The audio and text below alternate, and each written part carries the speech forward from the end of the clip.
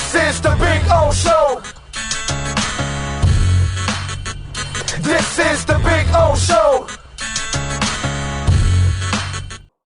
All right. There he is. The man, the myth, the legend. How you feeling, baby? You feeling good? Feeling good, Early kickoff tomorrow, 12 o'clock. So I know you will be in the air flying, right, to Buffalo? The time the game's over, yeah, I'm in the airport and all that BS. So, yeah. So, unfortunately, we're not going to be doing the post-game for this week. But we'll be back next week. We'll get it done. But looking forward to it. It's going to be fun. I'll be able to watch it at least, and hoping that they can pull it off. But this is going to be interesting because you know that Manny Diaz wants this one badly. Absolutely. Absolutely. And Mario does not want to give this one up at all, because can you imagine you get to this point and the former coach is the one who comes in here and ends your undefeated season? I mean, that would be very, very bad. Yeah. Yeah. And by the way, because your schedule is weak, you can't afford to lose this game if you're the University of Miami, because at the end of the year, they're gonna look at your schedule, and you're not going to be helped by that schedule where you're placed in the playoffs. And so you must stay undefeated, because if you stay undefeated, that might be your best defense of that schedule is, hey, they still ran the table and never lost. That part is the part that people respect the most.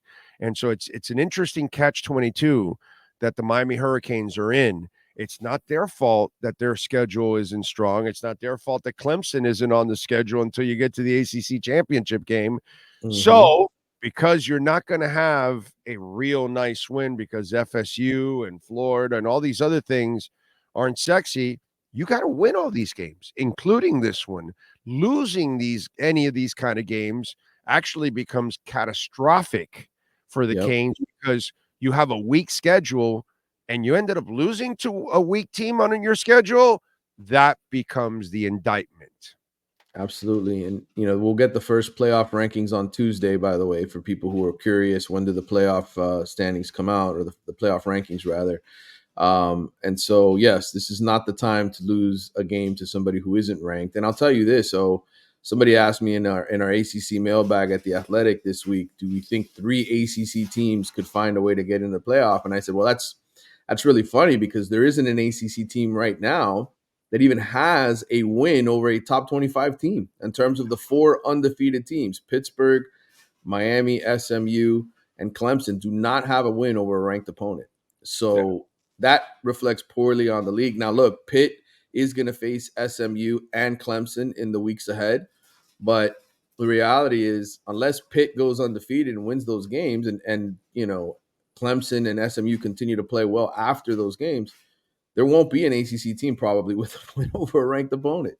So it's going to be a huge indictment, and you're probably only going to get the ACC champion in, which is why I've told my listeners on my podcast over and over again, I think Miami needs to have an undefeated regular season to guarantee themselves a spot.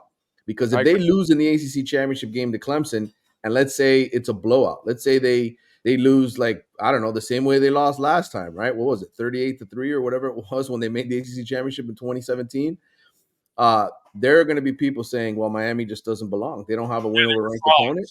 They were frauds. They were frauds. So, and by the way, they have played to the wire with some of these bad teams. Yes, correct. Which is not a good look either. And so if you end up losing, that's why I'm saying that this is a really,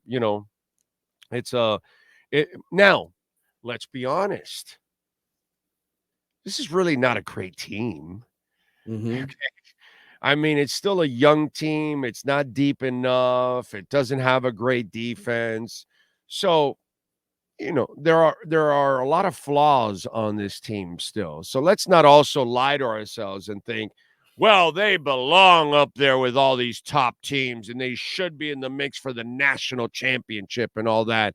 As easily as they can be in the playoffs, they can easily be just outside of the playoffs too at the same time. So let's let's also look in the mirror a little bit and see what the reality is. 100%. And I've told people this. I got asked this question several times this week by Miami fans. Who do you think Miami could lose to in the playoff? I think it's anybody who has a really strong defensive front, okay, and can run the football. I think Tennessee sort of fits the perfect description of a team that could beat Miami. They're excellent defensively, have a really good running back. I think Georgia, with the depth that they have, they're still a deeper team than Miami is. I think they could run the football on Miami, keep Cam Ward off the field. So there are matchups that don't necessarily favor this Miami team. But I will say on the flip side of it, I do think they have one of the 2-3 best quarterbacks in the country. And maybe when they get to the playoff, the best quarterback in the country, which it then gives you a chance to win a national championship. So yes, I don't think there are Colorado in the champion in the playoffs, huh? They still have a chance. They could still make it if they pull off a couple of wins here and get a little bit of help from other teams. They could technically play for the Big 12 championship still and get in with Shedeur Sanders. And yes, that would be where are all the haters? Yeah, they all disappeared, didn't they? They all disappeared, didn't they? Said it was going to be a disastrous year for Colorado. Yeah. He's already won 6 games. That's more than 4 last year and more than the 1 they won before he got there. So all I see so far is improvement in Colorado. They're winning more games than they did the first year. So I'm just wondering where all those people were that said it was going to be a disaster. Yeah. Interesting. You get a great quarterback with a couple of great players, and you can turn things around quickly in college football, and that's what Colorado and Deion are proving. His son has played a big role in that. Probably the first or second quarterback taken in the draft. I mean, it is the truth. His son's a badass, bro. His son's a badass. He can play, bro. Mm-hmm. He can throw the ball, and he's tough. What a tough son of a bitch. He takes a beating back there, bro. Yeah, man, I'm impressed with Shedeur. Very impressed. Wow, he is the perfect NFL quarterback. He is, because he hasn't played with much of an offensive line. He's basically had not a lot of time to throw whenever they face good teams, and he's performed. He's performed well against good teams. Pocket. He's a pure pocket passer. He can throw you open. He's got anticipatory skills. He's got accuracy. And if he's going to run, it's because it's really he's not a runner. He just runs because he has no choice to get a couple of yards and all that. He can do that for you, but he's going to play the quarterback position, not an athlete playing quarterback. I love that kid, dude. He could play. Absolutely. He or Cam Ward will be the first or second quarterback taken in this draft. Oh no, he's going to be there's no chance. No way. I know how NFL. I know. The backyard football thing is the knock you have on Cam. I know it's a huge knock. Yeah, he doesn't have enough structure in his game. You got to play in structure in the NFL. I don't see a 3-5 step plant drop boom. He doesn't have that in his game. So I'm sorry. That's gonna be when NFL teams look at Cam, they're gonna go, well, we got to coach this out of him. This is going to be difficult, and it's a challenge. And I know the ego, I'll do it. I can coach it out of him and all that. That's going to be a problem for him at the next level. He's going to have to prove, to me at least, and show me that he can do that, because I don't see it in his game. He doesn't play it in his game. How many NFL teams right now need a starting quarterback? And you think go in the first round? What do you think the need is? How many teams would you say? Ballpark. Half. Easy half. Half? Yeah. Easy half. So he'll get taken. Cam should go in the first 10 picks for sure. I think, probably he'll go in the back end of that. I would take the second half of the first round to early second, because I think he's a project at the next level. Because it's pure athleticism that you're counting on, and I don't see structure there at the quarterback position. I just don't see enough of it, and that's the one thing that's going to hurt him. And it's big, it's huge, because you have to have that in the NFL. And so he will get drafted early because he's super talented. Right. But there's some coaching that you got to work out of that there. We'll see. Yep. see. But I mean, Shedeur for me is by far ahead of him. Not Who do even you close. who do you Perfect. think would do the best job with Cam, coaching him up and making him into an elite player? Is there a offensive mind that you think, man, this is the perfect match? Reed. Andy Reid. Okay. Yeah, he has a guy already, unfortunately. Right. Right. But Andy Reid would be a guy. Shane Steichen. I like what Mm-hmm. he's done in Minnesota with different guys, and some of Mm-hmm. them either move around or don't. And unlike Mike McDaniel, I like how he has adjusted to those different guys. So Steichen would be another guy, and then Shanahan. I think Mm-hmm. Shanahan could work with his athleticism and try to corral him a little bit to make him see. That's the Trey Lance problem. Right. That he had no structure in his game. Well, and Trey Lance did it against Division II, which is a different animal than.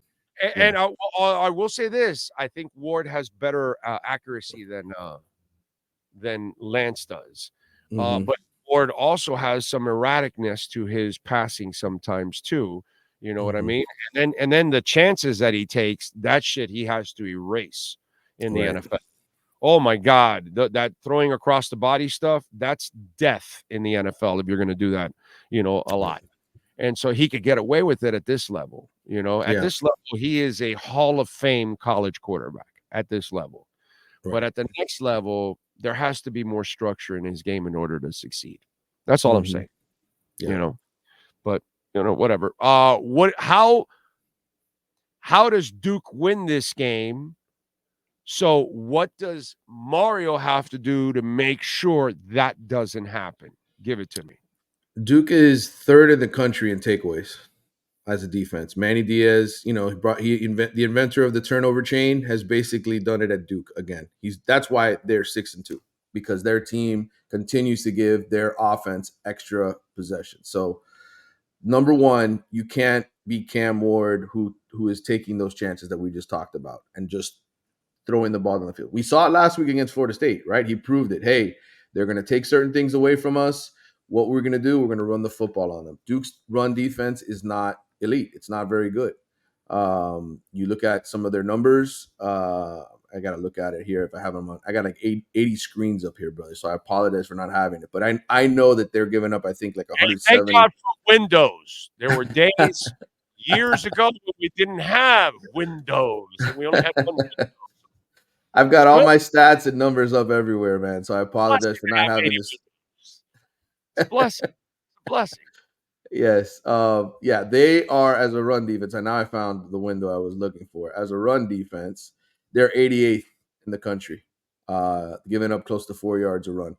So to me, we've seen the involvement of Damian Martinez. Now he's finally beginning to run like the guy you wanted him to run like when you paid him all that money in the offseason to come here from Oregon State. Mark Fletcher, he's fumbled the last couple games. Didn't lose the fumble this week against Florida State, but did lose the ball. You want those guys to be on top of their game. And if you can get some stuff off play action, maybe some quick throws, because Duke is going to bring all kinds of pressure. That's what they're going to do. That's what Manny Diaz always does. And you have your receivers make plays, and you win this game comfortably. Look, they're favored by 3 touchdowns for a reason. So to me, protect Cam. Don't try to extend plays. Get the ball out of his hands quick. Let your receivers do their thing. Let your running backs do their thing and win the game comfortably. Yeah. To me, that you kind of just told me exactly what's going to happen in this game. And with the way Fletcher and what's it called? The other running back, Damian Martinez. Yeah. The way those two guys are running, then what we saw last week probably will be a duplicate this week, that we're going to see a heavy dosage of those guys. Why play into Duke's strengths? Why try the risky stuff, all that? If they can't stop you with the run, brother, control the clock, control the possessions, and do your thing. So on offense, can Duke, because this is a bad defense. So where is Duke going to do some damage to the Canes on offense? Because I have to admit, the Canes defense isn't very good. So what's my concern there now? Yeah, Malik Murphy is a downfield thrower. The kid they got from Texas in the offseason, who was the backup to Quinn Ewers a year ago before Arch Manning really started to come up. And so 17 touchdowns, 5 picks is his ratio for the season, which is pretty good. But a lot of his plays are down the field. He's got some pretty good-sized receivers. Jordan Moore is a guy who's been productive for him. Their pass protection has been okay. They don't give up a ton of pressures per se. They're 24th in the country in terms of fewest pressures allowed. And they can run the football decently with Star Thomas. He's a good, decent running back. He's nothing special, but he's solid. So I think for Miami, it's making sure you don't give up the big play, which has been their Achilles heel all season, right? Don't get burned deep down the field. Force Malik Murphy. The third down offense for them is not very, very good. They don't convert a lot of third downs. And part of that is because they're in third and long. They're 128th in the country in third down offense. That's not good. They're not great in the red zone in terms of the amount of trips that they take in there. So limit the big play, run the football, and just win. Just win the way you're supposed to win. Don't get cute is what I would say is the philosophy for Miami. Yeah, I would hope so, man. And how do we feel about the spread? minus 20, over and under is 54.5. I don't like giving the 20, to be quite honest. If it's going to be Yeah. a run type of game, and I don't trust the defense that much. I trust them enough to win this game, but I don't trust them enough like they're going to shut people down, because I think they're going to make mistakes. And you're telling me they got big receivers. That might be a problem for that secondary, overall. So I kind of don't like laying the points here. I don't like the money line because it's minus 1450. That's not real value. And then the Mm-hmm. over and under 54.5. That's about the only thing that I can look at and say, maybe this is an under.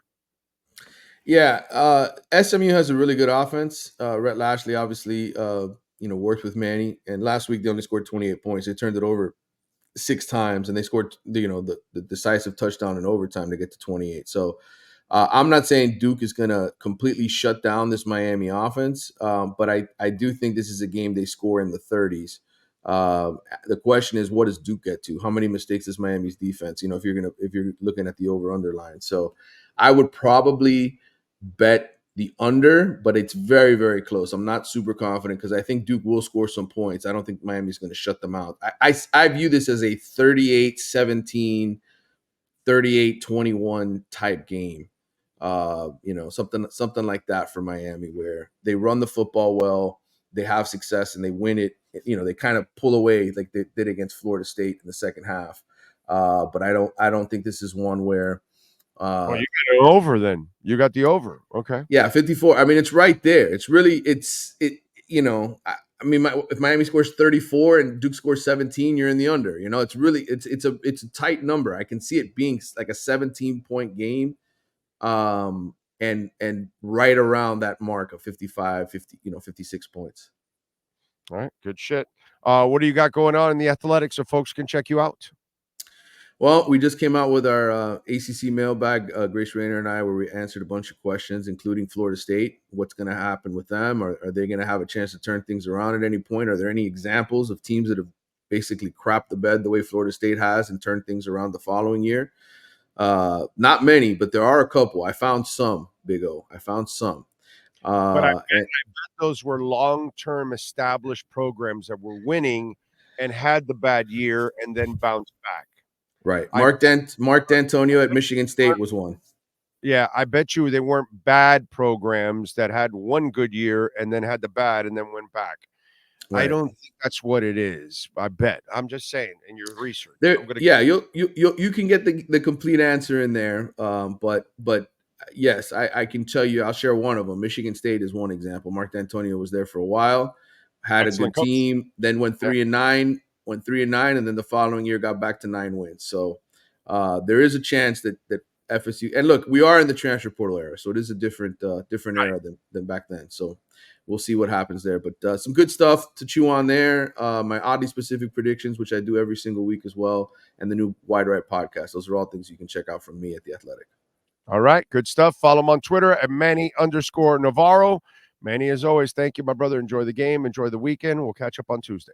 All right, brother. See you there. You got it.